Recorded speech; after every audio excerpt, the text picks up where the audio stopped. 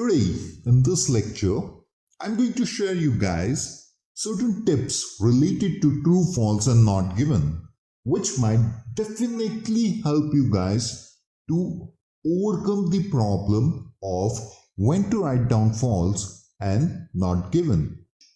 Let's see the tips related to the true, false and not given. There is same technique. Whether it's true, false or not given or yes, no and not given, there's not much of a difference. Mostly in the examination, the yes, no and not given is asked which is related to the writer's point of view. The second tip is answers are in order most of the time. That is, you are going to find the answer in systematic way. 99% of the cases. That means that if you find the answer for first true, false and not given in the first paragraph, then the answer for second question might be either in the next paragraph or it might be in the same paragraph but next line.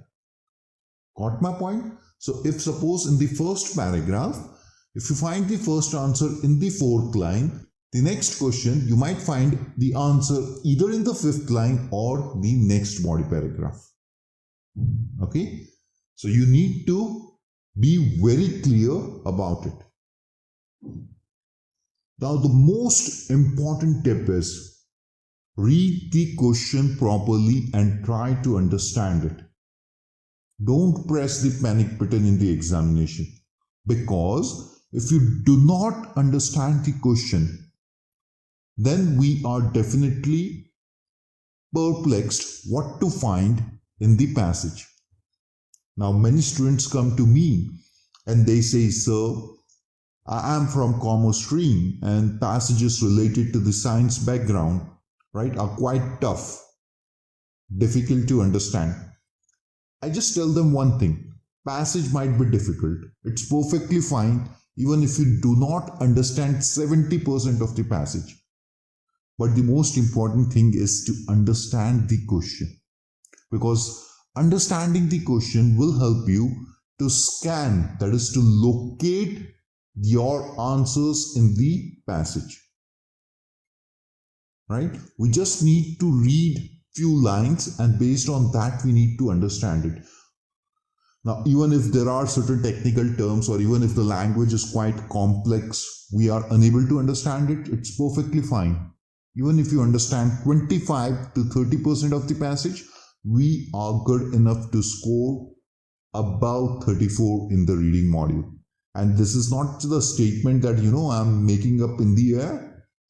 That is practically proved by many of my students who are unable to understand the passage, but still they are able to get a very good score in the reading module. Now the next tip is, now read 2 questions at a time. That means, when we are in the examination, there is a lot of stress. So what we can do is, the first question, definitely it would be in the first paragraph or the second paragraph.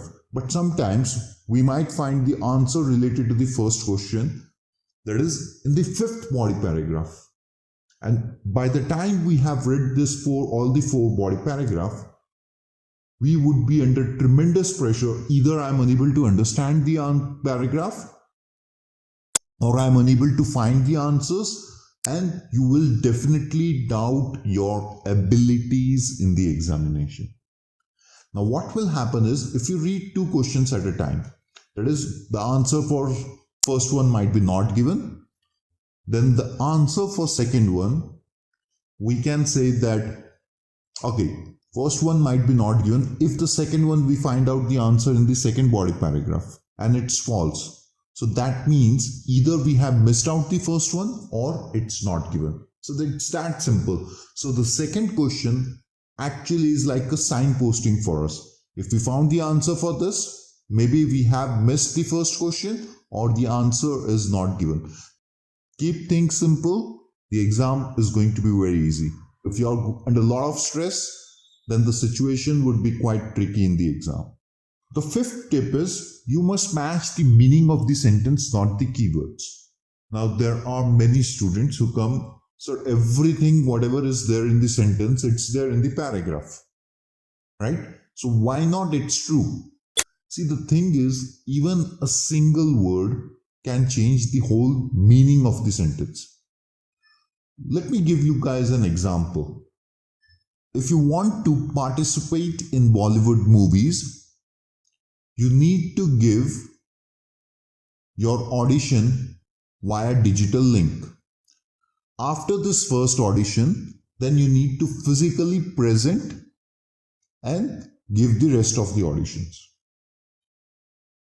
Now in the question, if it's mentioned that all the auditions for the Bollywood movies are to be given via digital link. Now if you see now, everything, digital link, Bollywood movies, audition, it is matching, right? If you match the keywords, everything is going to be matched. And as a result, most of the students would write true. But all plays a major role. All means everything. And of course, another tip is synonyms. Synonyms are vital in the IELTS examination, whether it's listening, reading, or writing. It will help you to find out the answer, to locate the answer correctly. And as the example I have mentioned, you guys need to be aware of the trap words: all, only, most of, majority, right? So put an emphasis while you are reading the question. This type of words can completely change the context of the sentence. Now this one is the most vital tip. Everyone knows that false means contrasting statements, but still there is a lot of confusion. Now contrasting statement means there is opposite. If I say, I attended yesterday's wedding, right? So it's in simple form, I attended yesterday's wedding. So what would be the contrasting statement? I haven't attended the wedding, right?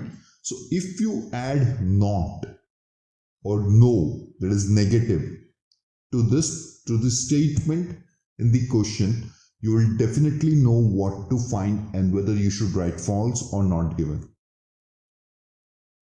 I'm going to give you a certain examples related to this one later on, but see, please understand, a single word not in this statement will help you to identify whether you should write down false or not given.